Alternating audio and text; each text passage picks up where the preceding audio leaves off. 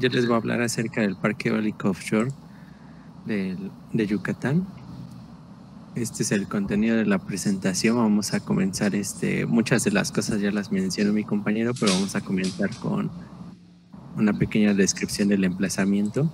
Posteriormente, la infraestructura eléctrica disponible, el recurso eólico, la demanda eléctrica que se tiene que suplir, los generadores propuestos que estudiamos para estas instalaciones, la demanda que terminamos cubriendo con estas instalaciones, una parte de cálculos eléctricos, hablamos un poco de los conductores, el análisis económico del parque offshore, el de 150 megawatts, y los resultados de la simulación en varios escenarios. Para empezar, aquí podemos ver la localización del entorno a estudiar y su distancia más cercana a la costa. Acá esta localización tiene 3 nodos posibles a los que se puede conectar: Puerto Progreso, San Ignacio y Maniobras Eólico Progreso.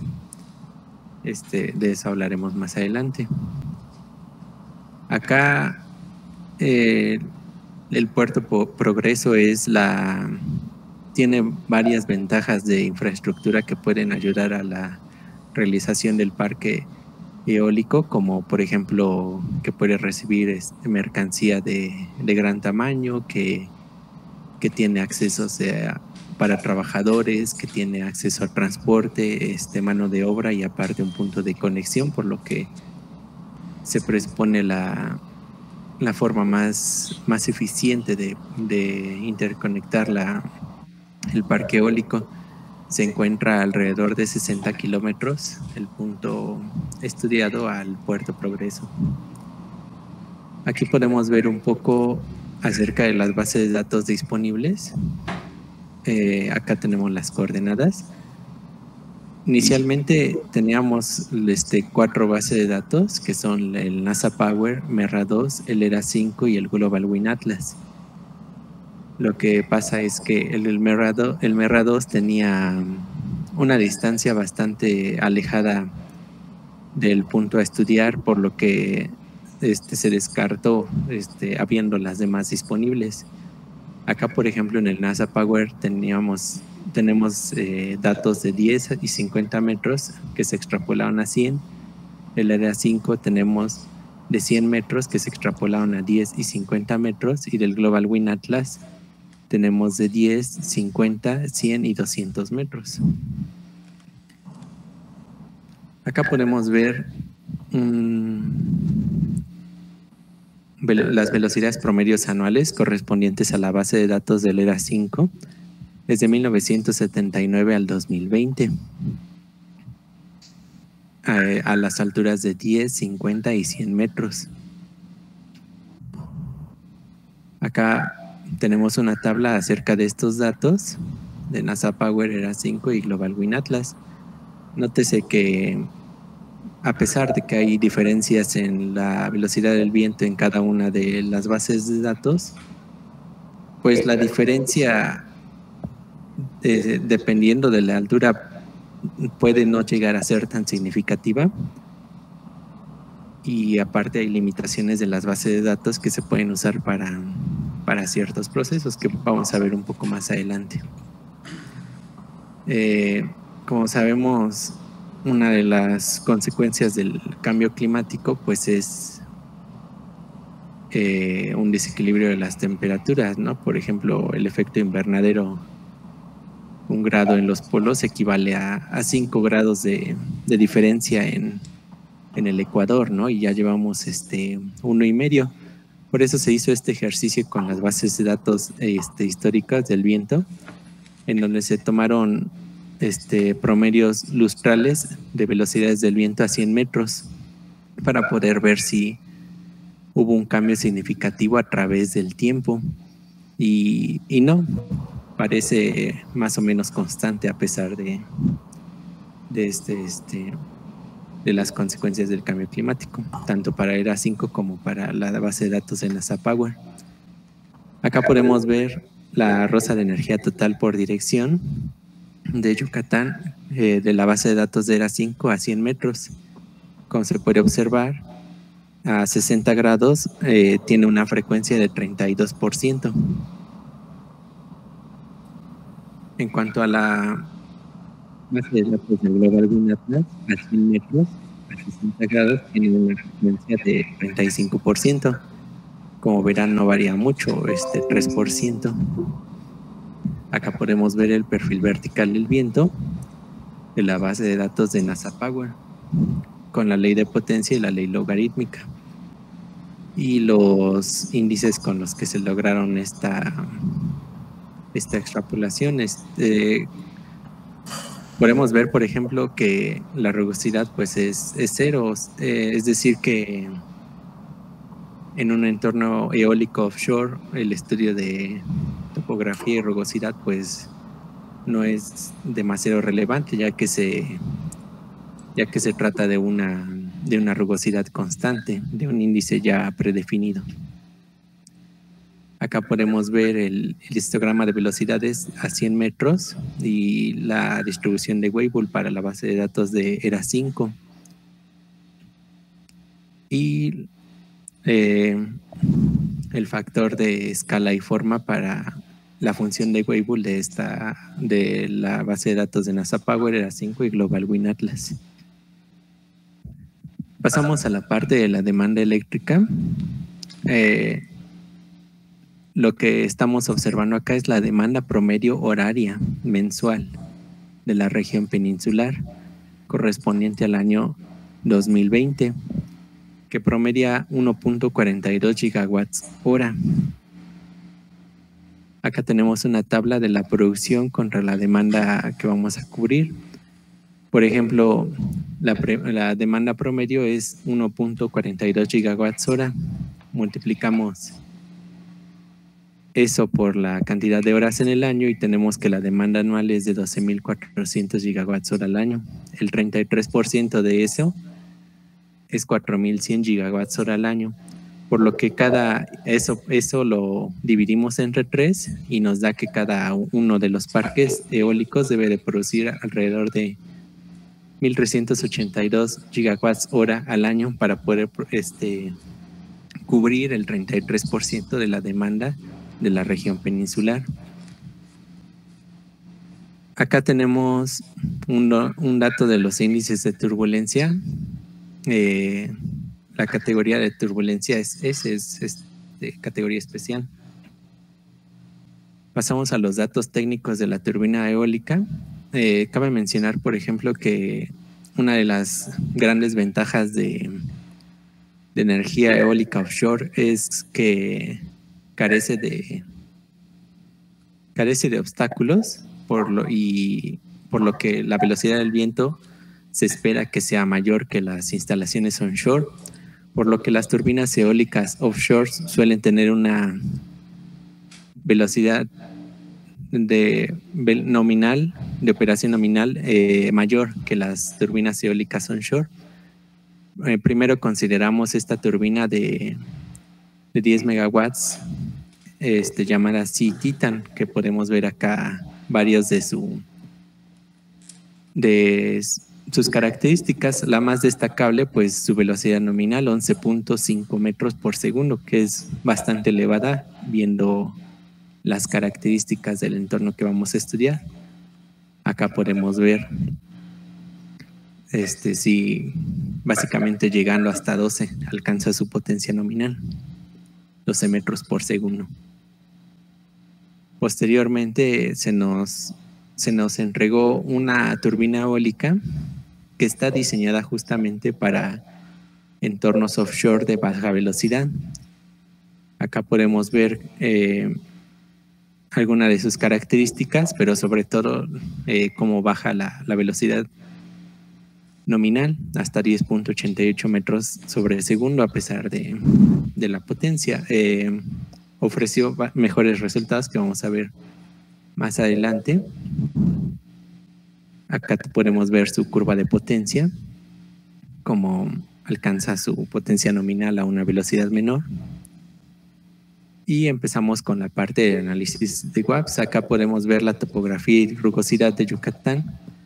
Como les mencionaba, en un entorno offshore no es un análisis tan importante, ya que es un índice constante, pero pues se hizo. Y vemos, por ejemplo, un parque eólico diseñado con la turbina eólica Sea Titan de 10 megawatts. Acá, como se pueden observar,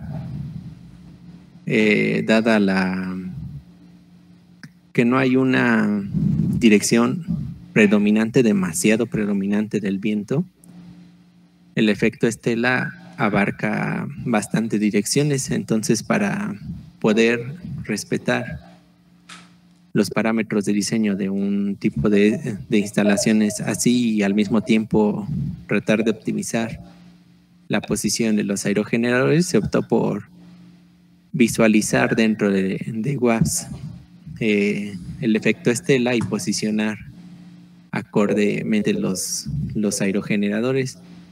Acá WAPS ofrece una herramienta donde nos permite modificar el tamaño que nosotros queremos ver del efecto estela, y se seleccionó el más elevado, y a base de eso ya se posicionaron las turbinas. Lo mismo se hizo con el parque eólico con el generador IA de 15 megawatts. Aquí al tener una potencia mayor se redujo el número de turbinas necesarias, además de que al ser solamente dos grupos, por decirlo de alguna forma, pues hubo menores pérdidas por efecto estela. Acá podemos ver, por ejemplo, lo que produjo cada parque. El parque eólico de Sea Titan produjo 666 gigawatts hora al año y neta 639 gigawatts hora, con una pérdida del efecto estela del 4%. Permítanme un momento. Ya, disculpen. Acá con el aerogenerador IA de 15 megawatts se tiene una producción mayor de 710 gigawatts hora y de 686 gigawatts hora de producción anual neta, con una pérdida estela del 3.37%. Acá podemos ver el plano de distribución de aerogeneradores. Como se podrá observar, se dividieron en 4 circuitos: alfa, beta, Charlie y delta. Alfa abarcando 3 turbinas, beta 3 turbinas y Charlie y delta 2 turbinas respectivamente. Acá podemos ver el porcentaje de producción que satisface cada uno de los parques eólicos. En el caso de Yucatán, alcanzó a cubrir el 49% de la producción anual neta que hubiese necesitado para cubrir su tercio de la región de la peninsular. Acá podemos ver el diagrama unifilar. Es básicamente respetando las distribuciones que se hablaban anteriormente, como podemos ver, 3, 3, 2 y 2. Y una tabla de intensidad nominal por línea. Nos ayuda a seleccionar el calibre del conductor adecuado para cada uno de los circuitos. Pérdidas de potencia. En general, la mayor pérdida de potencia la tuvimos en el circuito beta con 3.02%. De ahí los demás tuvieron pérdidas menores. En cuanto a pérdidas de voltaje, es el mismo caso, y la máxima pérdida es de 1.65%. Acá podemos ver cómo utilizamos 2 calibres de conductor. calibre 800 milímetros cuadrados y 300 milímetros cuadrados. Para 800 para la turbina que esté más cerca de la costa y se conecte al punto, al transformador, y el resto para la conexión entre ellas. Acá podemos ver un poco de los costos y del peso de los conductores. No había información acerca del cable de 800 milímetros cuadrados, por lo que su costo se estimó en base al costo por tonelada del conductor. Ya esto se hizo en dólares.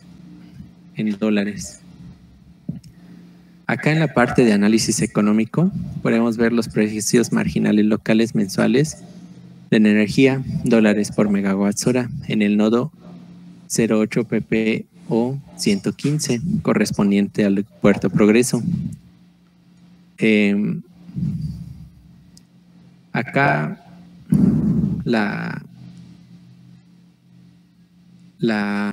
acá podemos ver un mapa de costos de la energía, dólares por megawatt hora. En cuanto al análisis de Homer, que es donde vamos a utilizar esa información, le voy a describir qué información se utilizó. Acá, por ejemplo, se utilizó el proyecto del doctor Giovanni, ya que él tenía, por ejemplo, ya los datos de la turbina eólica que íbamos a utilizar, y solamente se cambiaron los requerimientos de la red y de la carga. También de la carga se utilizó una información horaria del año 2019. En cuanto al recurso eólico, se utilizó la base de datos del ERA5, que nos ofrece también igual para el año 2019, que nos ofrece una información horaria durante todo el año. Tenemos acá el estudio de 3 casos. En el caso 1 tenemos 10 aerogeneradores IA de 15 megawatts, una velocidad promedio anual de 7.6 metros por segundo, un costo capital inicial correspondiente al 0.6% en base a $5,000 por kilowatt.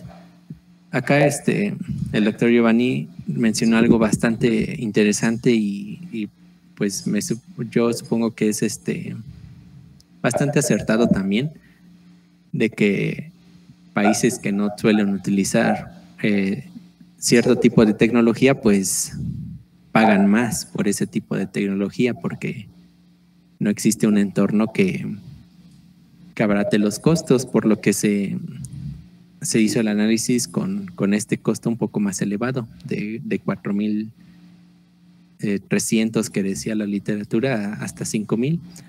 Esto hace que el capital inicial sea de $450 millones. El costo de operación lo tenía él ya predefinido al 3%, por lo que así se dejó. Y eso equivale a $23 millones al año, una tasa de interés anual del 6%, una vida útil de 25 años y la base de datos del viento a 150 metros. Acá tenemos los resultados. El costo nivelado de la energía es de $1.34 por kilowatt hora. El costo marginal local, o por lo menos el promedio, es de $0.042 por kilowatt hora, por lo que si los comparamos es básicamente 32 veces mayor.